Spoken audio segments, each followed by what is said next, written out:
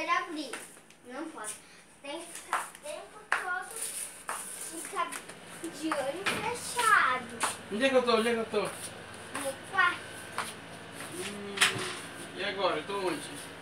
Agora você tá na cozinha. Ah, tá aqui. Meu Deus! Você que fez isso, minha filha? Sim, fiz tudo.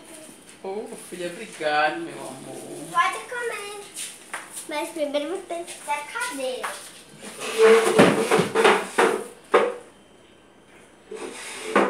Toma a cadeira. Abre o presente. Lê o traduzido. Aqui nesse careção. Aqui tá escrito: eu te amo. Lindo. Diga. Obrigado. Tá? Você não pode olhar pra ali porque tem mais coisa. Obrigado, tá, minha filha? Olha. Deixa aí, depois eu vou tomar café. Café. Tá quente, tá quente, tá quente. Peraí. Obrigado, tá, amor?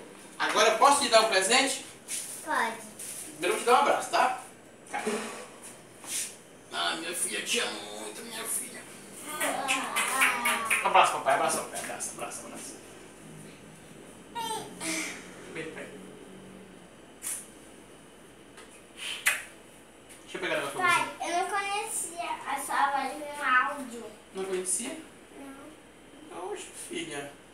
Mas eu mandei áudio pra você. Tava diferente a voz? Tava. Uhum. Tá, obrigado, tá, filha? Pelo dia dos pais, tá? Mas eu tá escrito. Não sei o que é isso. Mas deve ser uma coisa boa. Tá. Dá um abraço pra tirar foto. Podia deixar. Agora vai ser foto com os dois filhos.